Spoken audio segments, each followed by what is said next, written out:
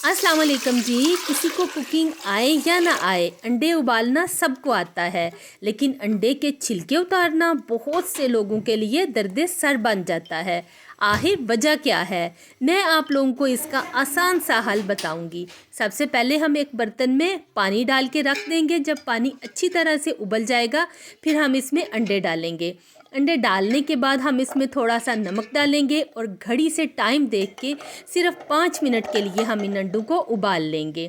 तो यहाँ पे मैं आप लोगों को एक और टिप बताती जाऊँ कि जब आप अंडे उबालने के लिए फ्रिज से निकालें तो पहले आप इन्हें रूम टेम्परेचर पे कर लें।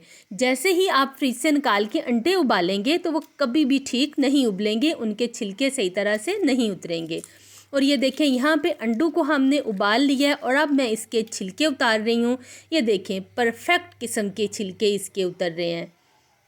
बिल्कुल थोड़ा सा भी अंडा हमारा ख़राब नहीं हुआ।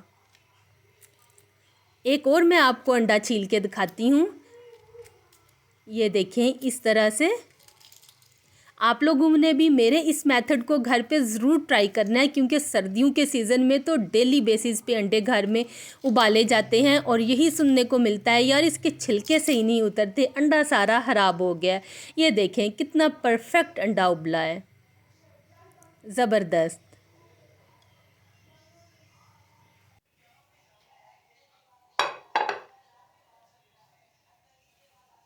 तो अंडे उबालने के बाद अब हम इनको काट लेंगे।